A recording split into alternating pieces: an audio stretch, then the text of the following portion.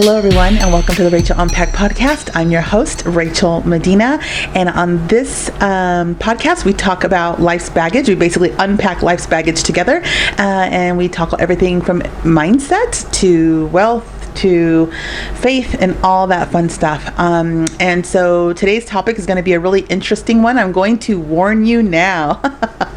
This is going to be a way out episode of the podcast because I am doing something that I've kind of hinted about doing for a long time, and then I drag my feet and I drag my feet and I drag my feet. But let me tell you something, I haven't just dragged my feet on this on the show. I have dragged my feet on this for like several years in my life, and every day there's not a week that goes by that I don't think, oh my gosh, am I supposed to be sharing this story? So want to hear it? Here it goes. Don't forget to follow me on social media at Rachel Medina 101, or you can follow the show at Rachel Unpacked. Okay. I am going to share with you the various times that I have had encounters with heaven, God, things of that nature. Okay? So prepare yourself, because the backstory on this is that with everything going on with COVID and the pandemic, people saying the pandemic, right? The pandemic, coronavirus, and all the, lockdowns and the world economy and all these different things, it is undeniable that we're going through some kind of major shift. It's not only historical, it feels spiritual to a lot of people.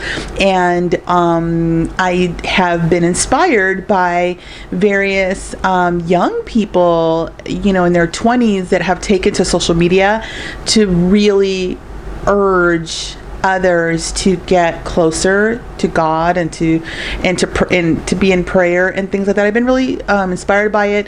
They're sharing their dreams and visions and experiences that they've had, and I'm learning from this young generation that it is meant to be shared. So one thing I need to preface is that I was actually raised Catholic, but not religious in any way. I didn't really read my Bible growing up or anything besides my catechism when I was 10. I didn't really, I wasn't really spiritual in that way or religious or anything like that. So some of what I'm going to share with you, I'll be sure to mention that this was like before, I became, before I dedicated my life to Christ, or after. Okay. I'm going to start. I have so many, by the way, stories. And I'm going to start with one from my 20s, because the one that happened in my 20s was really profound. And when I shared it actually with my mother-in-law, she was the one who was urging me to tell the church. And I was like, yeah, no, I'm not going to be doing that. So let's get into it. So there is something that the Christian churches in the West here in the United States, because, and I say that because when you travel the world, you realize that the churches in other countries, they're Catholic, right? Roman Catholic, Irish Catholic, things like that. But in here in the United States, there's a lot of evangelical churches like Joel Osteen's church and T.D. Jakes and Calvary Chapel and all those types of churches. And so it's a little bit different, right? So with that being said, I now know that Christians here in the United States really believe in a couple things. They believe in something called the Rapture, and they believe in things called the tribulation and stuff like that. It's not that they believe and the Catholics don't, it's that they actually teach it, they teach it, and where Catholics don't really focus too much on that. So what I'm about to share with you happened to me before I knew what the word rapture was, before I even knew what it was. Okay. So I have this vision or dream. I'm going to flip, back and forth, because at the time I didn't know the difference. Now I do know the difference. I guess I can just tell you, with a dream, you have an experience and you might have trouble recalling some of the moments in the dream, some of the characters in the dream. And over time, your memory about that event that you experienced could fade. With a vision, it's seared. It is seared in you. It is like, boom, just as well as you know your name and your date of birth, you know that exact same thing. It's easier even to remember than things you actually actually may have experienced in your life that you just over time forget. You just don't forget the visions. It's the best way I know how to describe, and how I have now come to identify the differences. I'm not a psychic. I will say that too. I'm not a psychic. I'm not like a spiritual healer. Nothing like that. In fact, in my life before I dedicated it to Christ, I was a regular female. You know, I used to like to go dancing and drinking and hanging out and joking. I just all this kind of crazy stuff, living my life to the fullest, and I just didn't have a care in the world. I thought I was a good person. I really felt like I meant well on everything I did, and I wasn't a malicious person. I wasn't really a backstabber or anything like that. But at the end of the day, I just wasn't living a very Christian-like life, and I just didn't realize the difference. Okay, I know it's going to sound crazy to some of you guys who maybe grew up Christian and who have been super dedicated to your faith your whole life. It just wasn't like that for me. Okay, so here I am. I'm in my 20s. I can't tell you exactly if I was like 23 or 25, but I was in my 20s, and I have this vision or dream, whatever you want to call it, that I'm at an outdoor mall. And now I live in Southern California, and it's very common to go to an outdoor mall. You know, you have them in LA and Beverly Hills, and you have them out more by me in the inland area. And so in my view, I was at an outdoor mall, and picture like the Grove in Los Angeles, and I'm with my mom, and we're shopping and things like that. And there's a couple things that I'm noticing. I'm noticing that I'm older. I'm not an old lady, but I'm noticing that I'm like 20 years or so older. So as I'm recording this podcast, I'm currently 45 years old. So again, we're talking like right around that time that I saw myself, back when I was around 25 years old. I also saw myself a little bit chubby. Like I saw myself about 50 pounds heavier than I was at the time that I had the vision. And let me tell you, hello, if you're watching my videos, like accurate, #accurate, right? So those are two like really great indicators that this is more than a dream. Okay. Because how I look today is how I saw myself when I was in my 20s, and I didn't look like how I look today in my 20s, okay? And we're walking around the mall, outdoor mall, and, you know, we're talking and, you know, just enjoying the day. It was a beautiful day in Southern California, and all of a sudden I happened to like look up, and I noticed that there's like a ceiling of just puffy clouds, like just clouds, like gray and white clouds for miles, and kind of low clouds. And it's like, oh wow. And I look up, and then all of a sudden I see a bright light, and the bright light pierced through the clouds, and it was like a spotlight, like a ray of light, and it was making like a figure 8 motion over the sky. And when I say a figure 8 like motion, like a spotlight, like a searchlight just swooping by in a figure 8 motion over like a huge like 50-mile span. So like when I saw the light like over ahead, I mean, I'm probably looking like 30 miles ahead or something, and then it swooshed its way back towards where we were. And so it was a huge area that it covered as it did this figure 8 motion. And then the light comes, and then it sort of passes by me, like it kind of grazes me, and when it does that, it takes my breath away. Now, I didn't exhale. It's not like me like exhaling. No, it's like me looking up at it, and then it just like stole the breath that was in my lungs, and it just went like, like it took it out, like it sucked it up or whatever. And when it did that, it instantly put love in me. And the best way I like to describe it is that we go through life from the moment we're born, we need love. From the moment we're born, we need food, we need like liquids, right? You know, water, and we need love. And throughout our lives, there are moments, even before we can talk and understand, that we didn't get love, or the love we wanted or needed in that moment, or in that year, or in that childhood, or lifetime, or whatever. And the way I instantly envisioned it was that like our soul, I don't know if it was like our soul. I wish I had the words, because some of this stuff is so beyond. It's like, I just imagine like holes like inside of me, and each hole represented a moment in time in my life that I didn't get the love that I needed.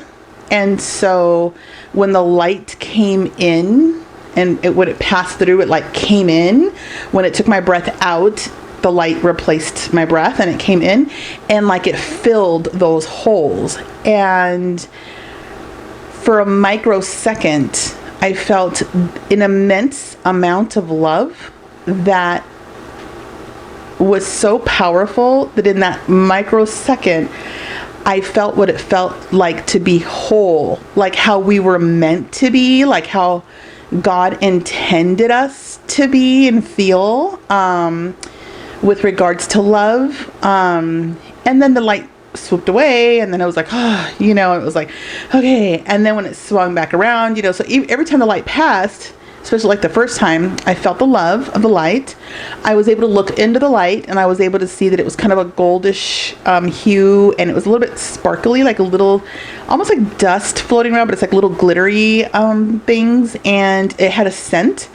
So the light smelt like flowers, but like very soft, like not too perfumey. It was like very subtle and soft and beautiful, like jasmine and like roses. But at the same time, I'm saying those words, right? I'm giving you the description, but there's nothing here on earth, I don't think, that actually is that or like compares to it. It's just the closest thing that I know of what to compare it to, but it's very beautiful. There's also music in the light, and it's almost like harpy and chimey, and just so beautiful, like this soft kind of music. And all this is like in an instant. Whew, just the light just passing by. All of this happens. And then, so I get excited. And I look over to look at my mom to tell her, like, oh my gosh, did you see that? Did you feel it? Did you hear it? Did you smell it? Did you, you know? And when I go to look at her, she's standing super straight, like physically impossible straight, with her arms by her side, super straight, like her hands were pointing down, and her chin was lifted up, super like up, and her mouth was open and her eyes were open, and her face was facing the sky. And I was like, Mom, and I look at her, and then I see that everybody was like that, except, I mean, like everybody, it was like silence, and everybody was like that. They weren't consciously doing it. They weren't physically like, oh, I gotta stand up straight. No. It was like in an instant, that's just what they were doing.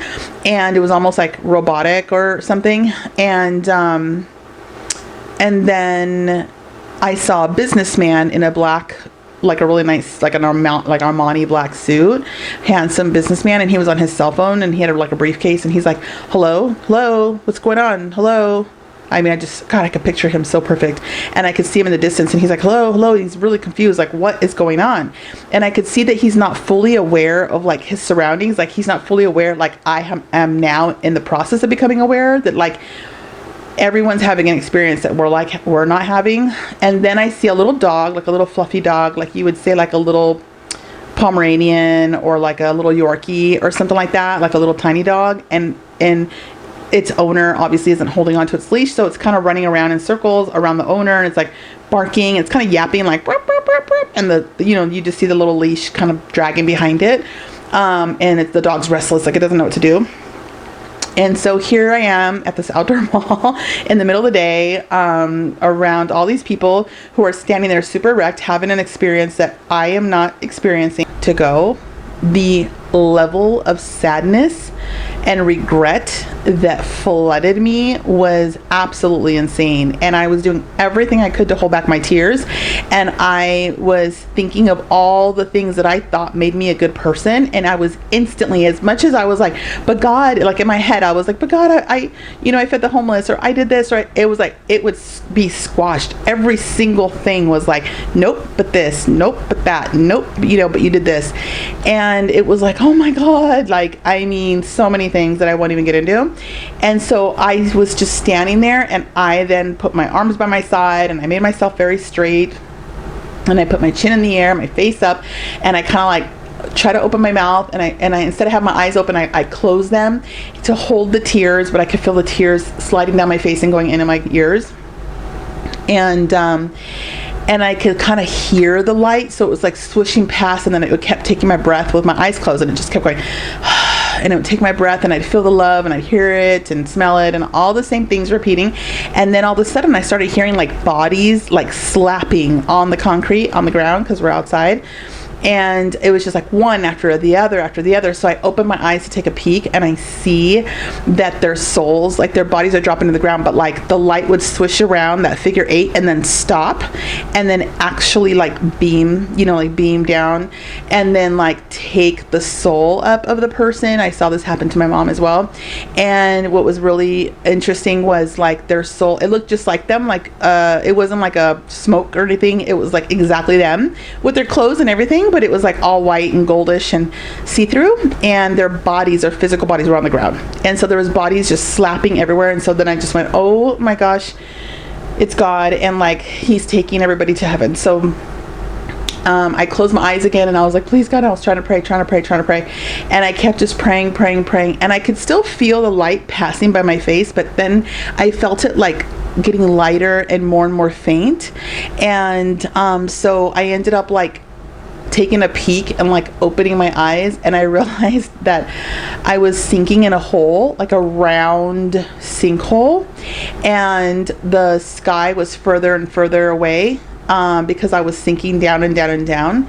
And I was like, oh my gosh. And then I looked to my left and to my right, and I saw dirt and like roots, little roots coming out of the dirt from the sides, and like rocks. And I was like, no. And I was like trying to like hold on to the sides to try to get up. And at the time, I had like my nails and my hair done and my heels, and I mean, I used to just be 100% like camera ready all the time when I was a little bit younger. I mean, all until just like recently I stopped kind of caring as much. But so I was like, oh my gosh, I was breaking nails. I just didn't even care. And I was clawing and just trying to like climb up and get back up to the surface at the top of this hole. And then I just kind of heard something say, no. Like it's like, and in that like rejection, all of it came over me. I saw every single thing like in my life that I needed to work on, type thing. Basically, it wasn't even that. It was like all the reasons, like, and it wasn't even like a lot of reasons. It was like a handful of reasons of like what were deal breakers, type thing. And I woke up. It took me quite a long time to admit to anyone that I had that dream. My mother-in-law was married at the time. I had my 2 sons, my youngest son, Adrian, he was just a little baby when that happened. And, I talked to my mother-in-law about it, and she used to always try to talk to me about religion and everything. And I used to tell her, please don't do that. Like you're like, oh, like you're imposing this on us. And, your own son, who's my husband, just doesn't want to hear it. It's causing problems. And so I was very kind of like I thought I was good. I was like, I believe in God. He believes in me. Cool. Like we're cool. Like, the Bible says if you have a faith of a grain of salt, you can move mountains. Like, so I thought I was like, cool. And that vision, that experience showed me not at all. Not even close. And so I didn't share it. And then finally I did share it with her, and she was like, oh my God. And she freaked out. And the reason she freaked out was because she understood who I was. She understood that I had zero knowledge of these things. She understood that I was a little bit rebellious when it came to, religion and stuff like that. She knew I wasn't raised with those things. She knew I didn't hang out with people who talked about those things or that were living that life. She just knew that. And that's what made her know this is real. She's having a prophetic dream. And she was like, you have to go to the church and tell them, which I ended up telling them later, like years later, like 10 years later or something. And I'm Catholic, so I did go to the church, and the priest wrote it down, and he thought it was fascinating. We had like a whole hour-and-a-half conversation about it. So that is the story of my rapture. Now I know. Now I know it's called the Rapture. I actually found out when I was 30. I think I was 37, you guys, when I found out that that's what it was called. And I found out because there was like a movie that came on my TV, and it was called Left Behind, with like, I think it had Nicolas Cage in it, and it was called Left Behind. I thought, oh, it's weird. I mean, I had nothing else to do that night, and so I was watching it, and I went, oh, wait a minute, Wait a darn minute. This is very close to what I had seen, and in that movie it was called Left Behind, so you might want to check it out because it's pretty close, not exactly, but very close to the same concept. And they called it the Rapture, and then I started to ask people and research and learn, and went, oh, okay, I see it. Do what you will, do what you may, do what you feel with that information. Being in the times that we're in right now, I'm so glad that I had the courage to share this story. My biggest hesitation once I dedicated my life to God, the hesitation of sharing it, the reason I didn't share it right when I dedicated my life to God is because I started learning about false prophets, and I started learning about a whole bunch of stuff, and only God knows the day, nobody knows the day or the hour that those things will take place. And I also am very humbled now. Like, I look at myself and go, who am I? I'm not like an expert in that. Like, I'm not why would anybody believe me? Like, why would anybody look to me and be inspired to get closer to God and to give up their ways? But I also now feel this heaviness, a huge heaviness, to share it. I'm going to share with you the next thing that prompted me to share, actually, this message with you. And it was based on a vision that I had in December 2019, so just a few months ago, before this whole COVID-19 2020 nonsense. And it was a very simple one, but it was incredibly powerful, and that's when I knew I'm supposed to be sharing. Okay. All I saw was a huge white cross, huge white cross, and it kind of glowed a little bit. It wasn't like a light, like a plastic light, but it kind of had this illumination to it, and almost like if a sun reflected off of something white and bright. But it was just beautiful, clean, huge, smooth white cross, and it was on top of a mountain of stones, and the stones were boulders, rocks, pebbles, everything together, and they were smooth and clean and perfect. And that cross, there was no sound, there was no music. There was just the cross approaching us. It was moving slowly, gliding towards us, meaning the world.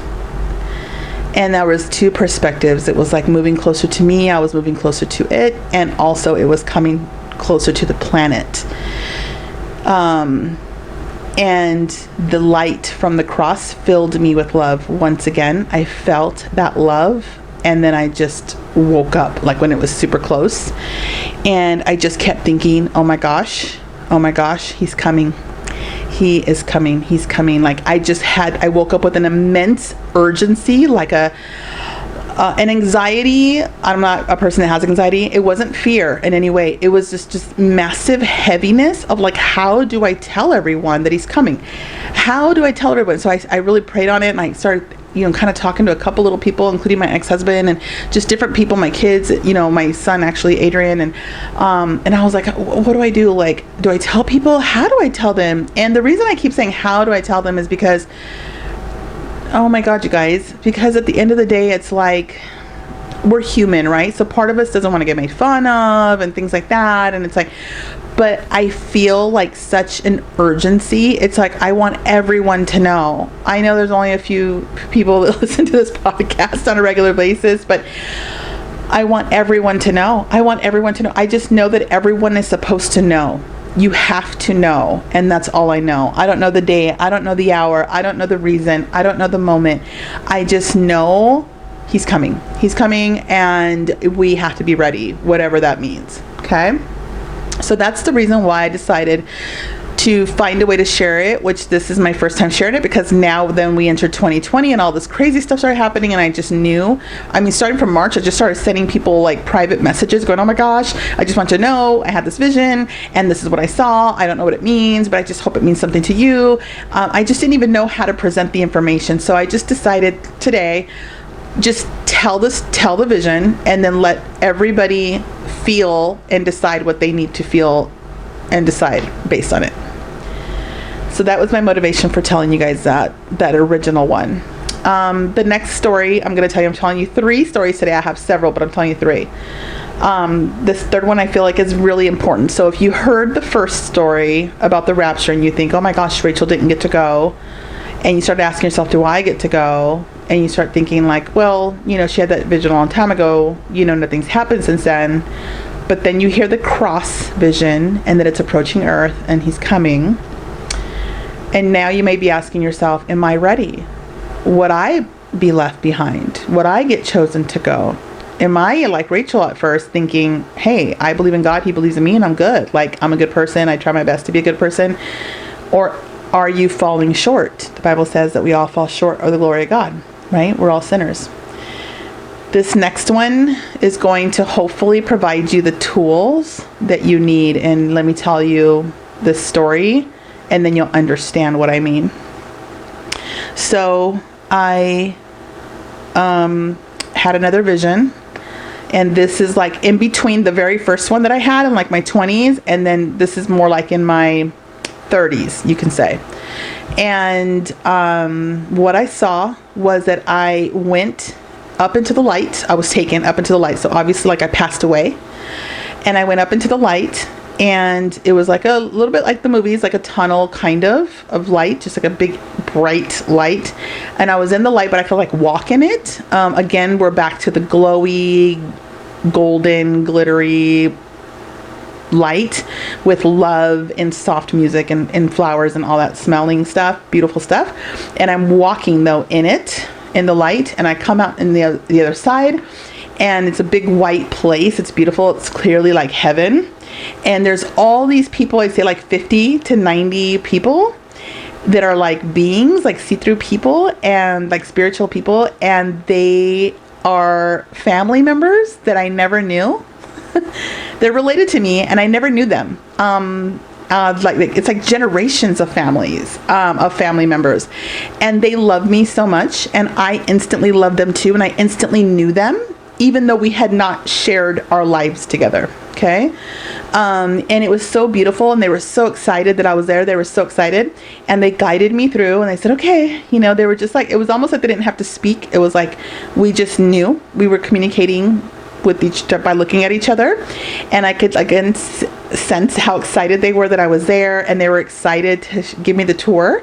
But first I had to go to the judgment area, and let me tell you something.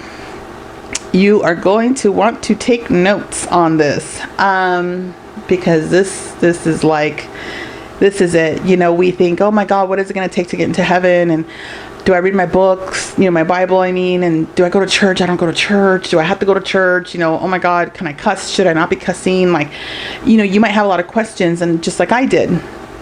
And so they take me to the judgment, and this is what I see. I'm in an area, space, it's like outdoors, but it's like heaven. So everything's white from top to bottom. It's beautiful. And on the left of this space is bleachers, like a small set of bleachers on my left, and on my right there's a small set of bleachers. And I am to stand in the middle. They guide me to stand in the middle. And the people on the left are sort of like elders. They're not related to me. They're heavenly beings. They're from heaven. And they're like with beards and white robes, and they're like judges almost. And they're like taking notes, some of them, or whatever. And on my right were all those family members. And they're like smiling, and they're excited for me to stand in the middle and face my judgment. So I stand in the middle, and all of a sudden this like smoke pops up, a wall of smoke. Or mist or something. If you've ever been to Disneyland and you've been to the Rivers of America and you've seen Fantasmic, it's like a wall of water that looks really like smoky and misty, and it plays these films. They play cartoons and Dumbo with music and all this stuff. And it's like, wow, that's exactly what I was standing in front of, but it wasn't water, like I said. And they started playing my movie, is how I can describe it, my life movie. And it's not, it goes by in a blink, by the way, but they play the movie from the moment I came out of my mom, and the movie is playing. And let me tell you something, they showed me a few things. First, they show you every single thing you've ever done when you thought no one was looking. Every single thing you've ever done when you thought no one was looking. That is on a giant, like umpteen feet by umpteen feet big, like screen, okay? And to the left, the judges are like, And to the right, the family are like, okay. Like, I mean, and you are like, it's like embarrassment. Like, you know, your human side wants to feel embarrassed, but it's more like everything's happening so fast that you just don't even have time to feel embarrassed, but it's like embarrassing. You see everything, and they're just like, okay.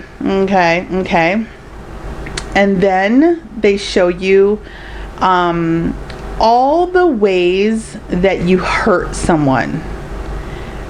So it was like three parts. So it was like all the ways that you hurt someone. So something you said that hurt someone's feelings, even the people you hurt that you didn't realize you hurt.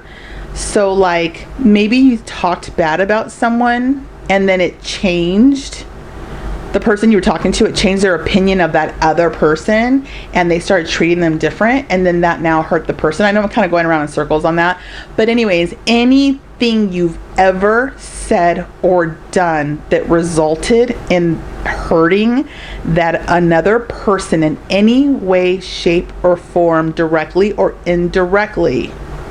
If you spoke it, thought it, did it, okay? That's what you are being judged for. And when I stood there, I felt the pain.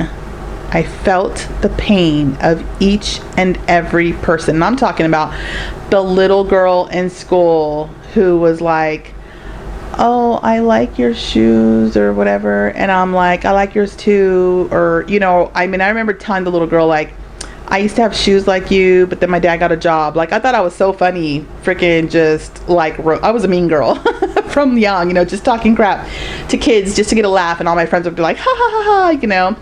And so I saw all of that, and I didn't just see it and I didn't feel guilty. I felt that person's pain. And then I felt how that has impacted them throughout their life. Every single person, every ounce of it, from like raising my voice to my kids, to like maybe having an attitude with my parents, to any friend or anything that I was like kind of snooty with and like hurt their feelings. I'm telling you, every single thing is what I was being judged on, and there was a ton of stuff, okay? I was in tears, by the way, because I felt so horrible because I could feel their sadness and their pain and their depression over it. The next thing I was shown was all the things I ever did to make people feel fantastic, like all the beautiful things I ever did in the world without even realizing that I was doing something beautiful. And I was shown this moment in high school where this girl with special needs, she kind of walked, you know, different, and she couldn't really talk right, and these boys were like, oh, pushing her around. They knocked her books down. They did all this stuff. And, you know, in high school, I was a little bit, you know, I was kind of a cool girl or whatever. And I looked over my friends were laughing. And I was like, oh my God, look at her. She's like, you know, and they're criticizing her in her moment that she's being bullied. And I happened to go here, and I handed my books to my girlfriend. She's like, okay.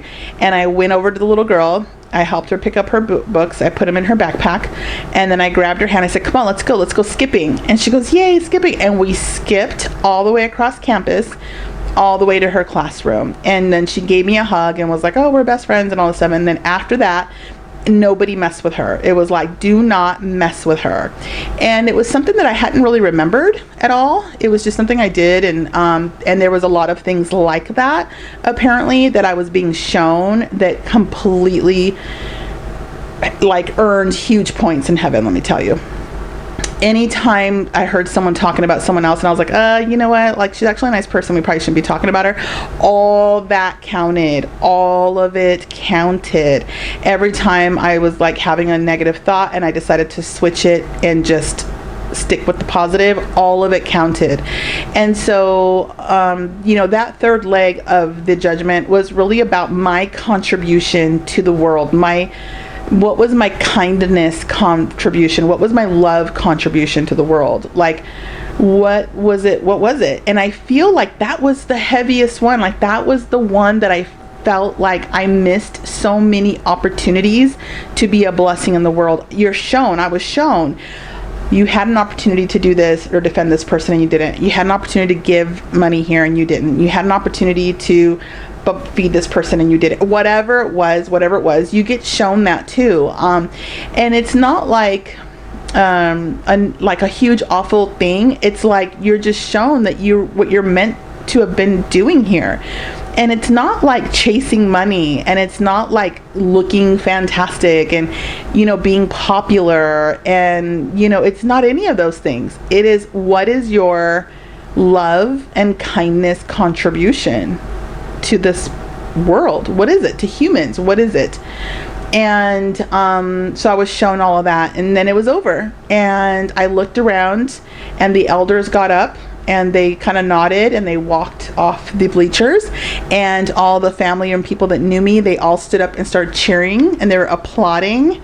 And I just went, and I stood there crying because it was really like an emotional experience to see all the pain that you caused, and then also to see all the missed opportunities that I had to mend relationships and to really put love first, and to put relationships and kindness first over my own ego, my own pride, my own stubbornness, my own feelings, all of that stuff. And I just stood there and cried, and then I woke up and I snapped out of it, and it really taught me a lot. It taught me a lot, that vision that I didn't share with anyone either, unfortunately, until now. And so I really hope that you can take these 3 examples and that you can really just pray on them, that you can just really ask for discernment about these messages and to see how they apply to you. There's a reason why you're listening to this podcast right now. There's a reason why maybe you didn't listen in the past and suddenly you're like, oh, you know what, let me take a listen to her podcast. I really, really believe that there are no coincidences and you're meant to be listening to it. If only 5 of you listen now out of all the thousands of people, there's a reason why it's you, the 5 of you. And you can share this story if you'd like, or tag. My challenge was, I wanted to do this in a way that isn't about me gaining popularity or likes or follows or subscribers. I'm truly trying to do this in a way that is incredibly genuine and giving glory to God, and really bringing Jesus forward, and to let you know, like, it's all real. It's all real. It's all true. It's all true. Read your Bible. It's all true. And so, but don't hesitate to DM me if you'd like. Some of you are so great about DMing me when you hear stories that touch your heart or that touch your life or that really shift your perspectives about things. Don't hesitate to DM me. I'm happy to have a dialogue with you about your experience, maybe, or how these stories have touched your life, or maybe I'm happy to help you figure out what next steps you need to take, how to pray, things like that, because I've really learned a lot. And I know I keep promising Faith Fridays. I'm telling you, I have been struggling because I feel like I want to do it in a way that's not promotional. This is a show. This is a podcast show, and it's meant to go viral. And although I would love for millions of people to hear this message, at the same time, how do I do that without it being about me? So, I thought about even creating an anonymous, YouTube to do this. I'm telling you, it's been like months that I've been trying to figure out the best way to do this. And so I just decided, nope, I'm just meant to do it. Just do it. Don't overthink it. Just do it, because done is better than perfect, right? So thank you so much for tuning in. I hope that you really enjoyed this episode. Have a wonderful week.